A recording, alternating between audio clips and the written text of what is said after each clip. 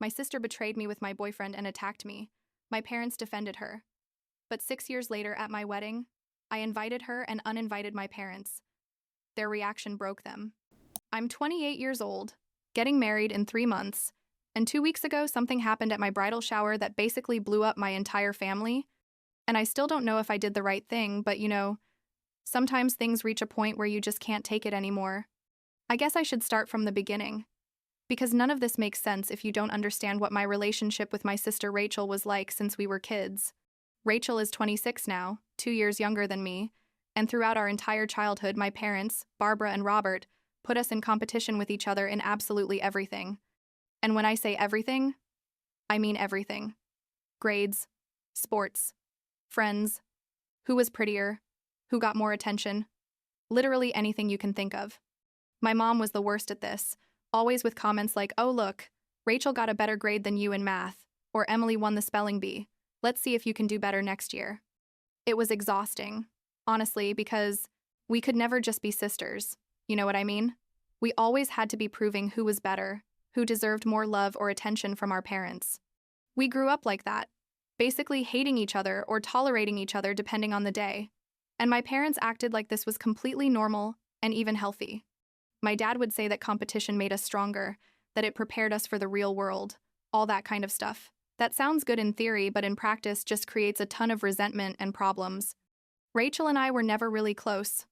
We never had that sisterly relationship you see in movies where they tell each other secrets and support each other. Because how can you trust someone when your own parents are constantly telling you that person is your competition? Things reached their lowest point 6 years ago. When I was 22 and Rachel was 20.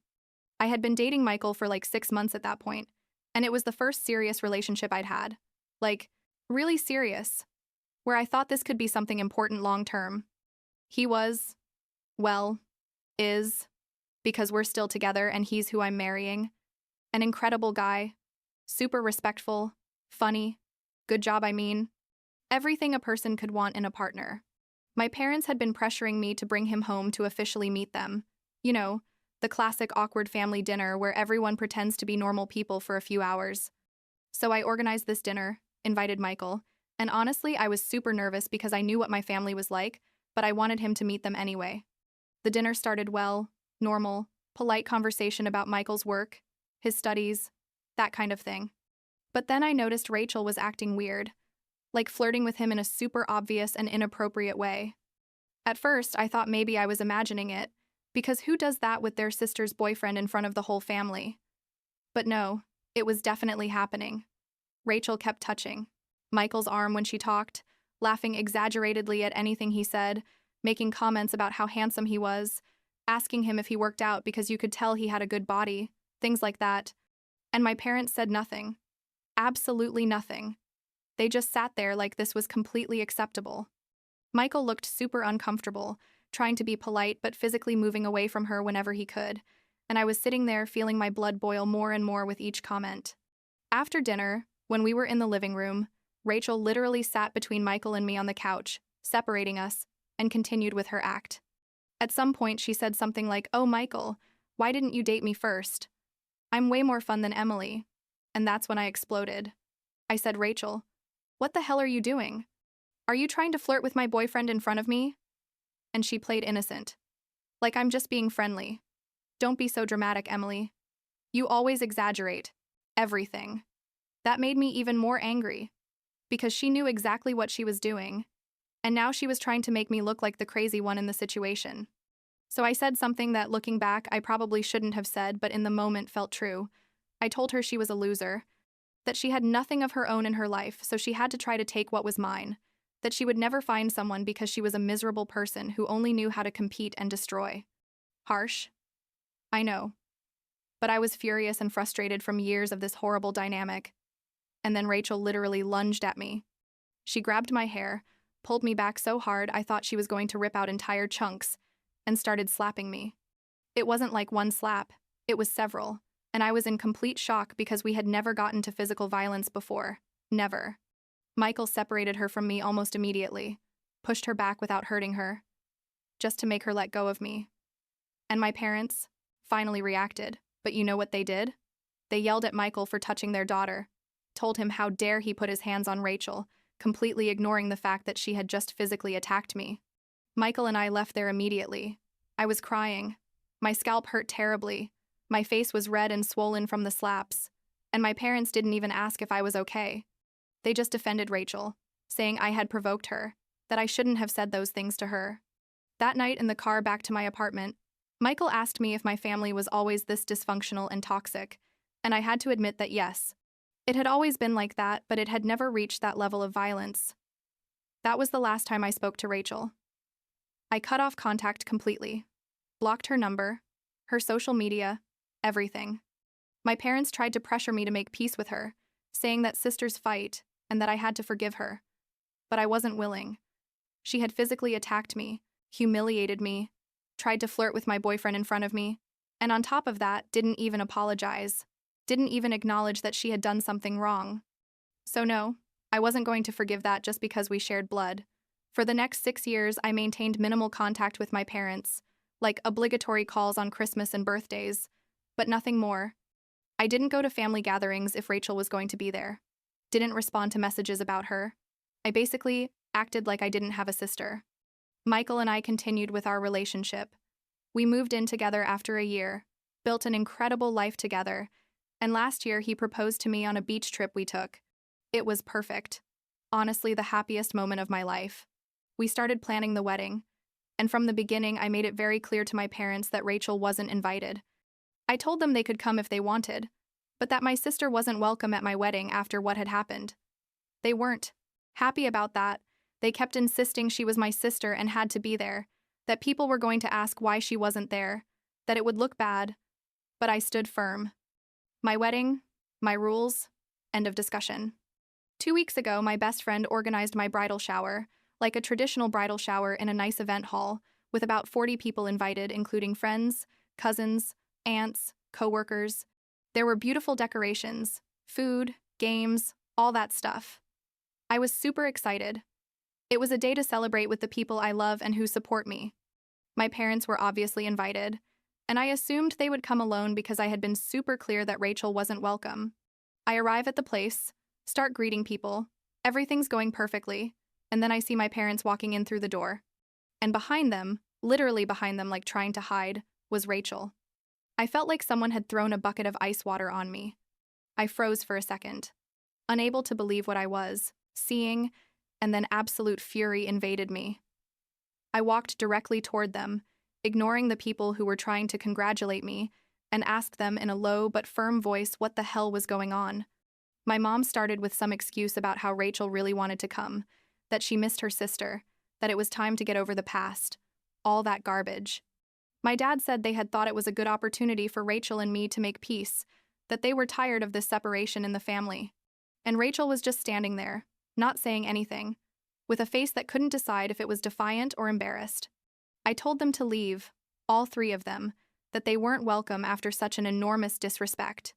My mom started making a scene, raising her voice, saying I was being ridiculous and dramatic, that Rachel was my sister, and I needed to grow up and forgive. And then, I don't know what happened to me, but something inside me broke, and I decided I was done protecting Rachel and keeping the secret of how horrible that incident 6 years ago had been.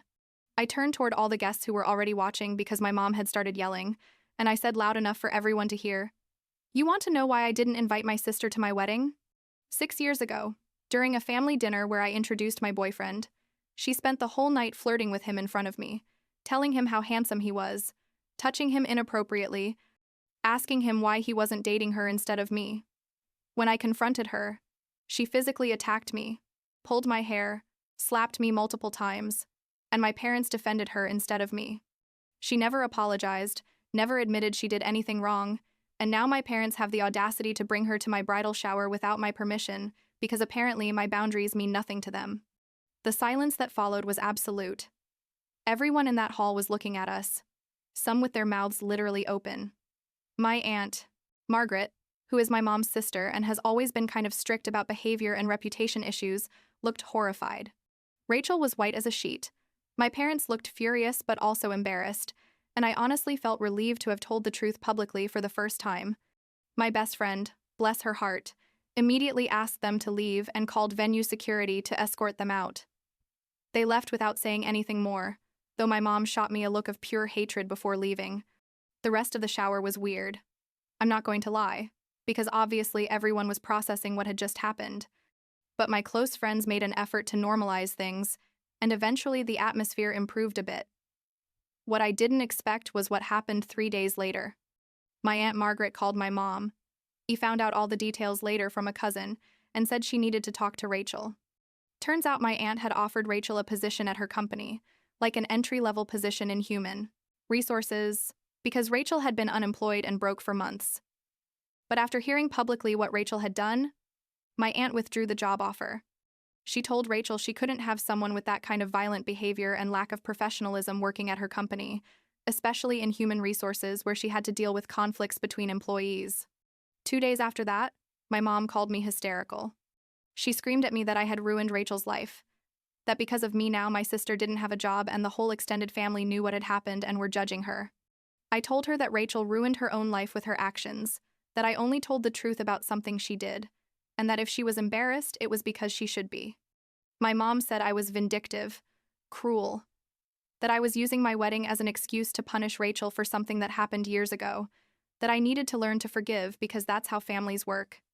I told her that families are also supposed to protect and support you, not physically attack you and then blame you for defending yourself. I told her I was sick of this dynamic, where Rachel never had to take responsibility for anything, and I always had to be the one who gave in and forgave. She kept screaming. My dad got on the line and said I was being unreasonable, that all of this could have been avoided if I had simply let Rachel come to the shower and been polite to her. I blocked them. I blocked my mom, my dad, Rachel on everything. Phone, email, social media, everything. Michael completely supported me, said it was about time I cut contact with such toxic people, that I didn't deserve that stress, especially when we were trying to plan our wedding and start our life together. For a couple of weeks, everything was quiet. I continued with the wedding plans, and honestly, I felt lighter without having to deal with my parents' constant drama. But then, about a week ago, they showed up at my apartment without warning. All three of them, my parents and Rachel. They rang the doorbell insistently until I opened the door, and when I saw them standing there, I felt a mix of anger and exhaustion.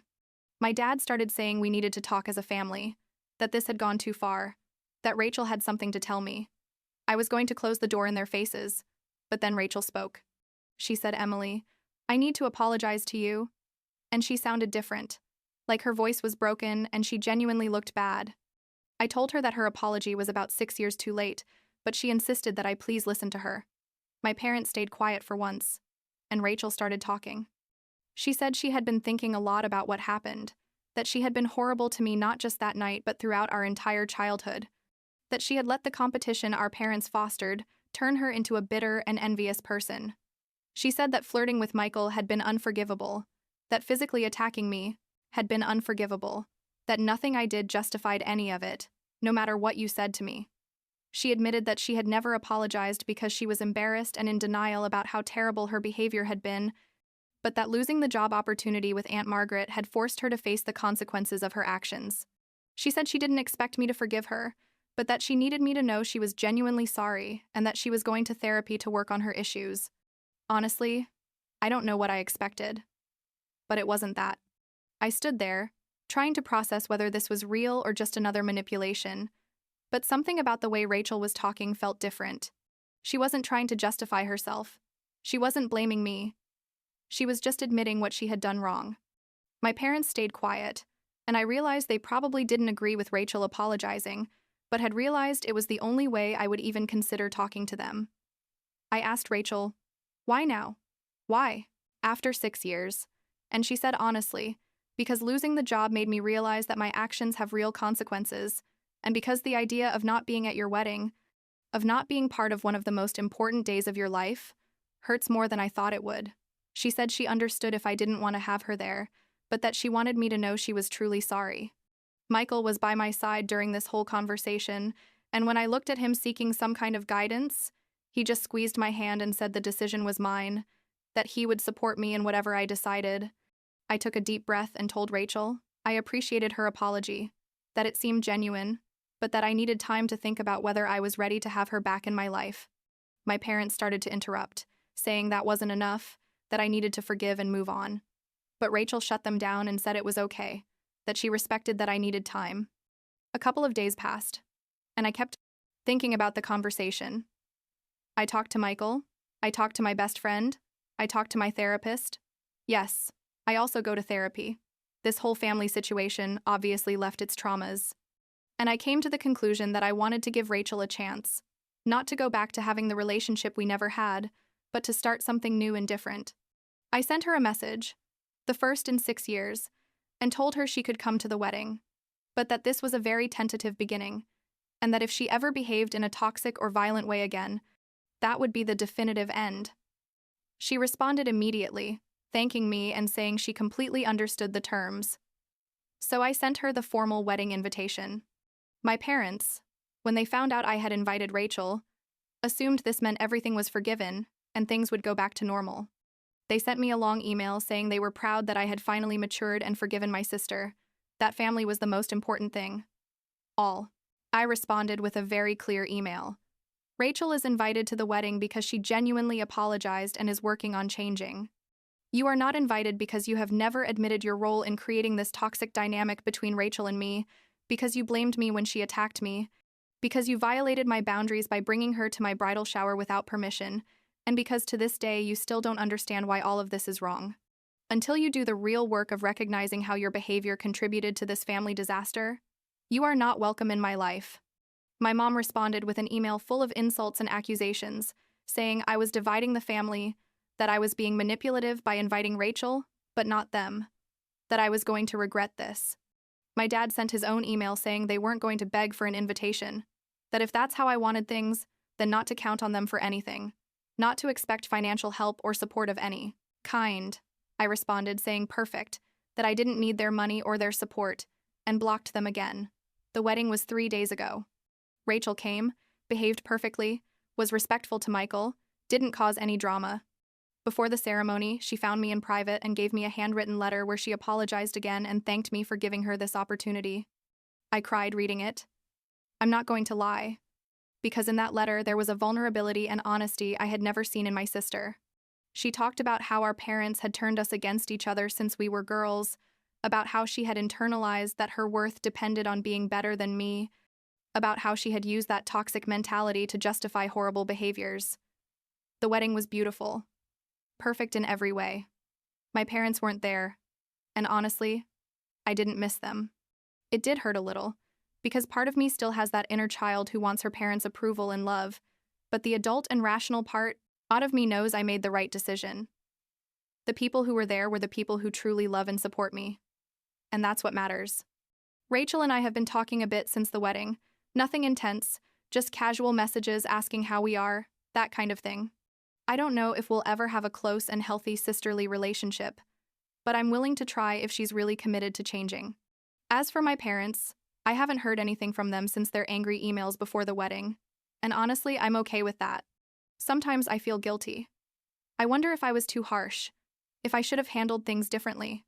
But Michael reminds me that setting healthy boundaries isn't being cruel. It's being responsible with your own mental health and well-being. My therapist says the same thing, that after years of toxic dynamics, it was necessary to make a radical cut to be able to heal. Last week, Rachel sent me a photo of her at her first therapy session, like a selfie in the waiting room with a message that said, "I'm doing the work." That gave me hope. Honestly, because it means she's really taking this seriously. I don't know how all of this is going to end long term. If my parents will ever acknowledge their part in everything, or if we'll just continue with no contact indefinitely.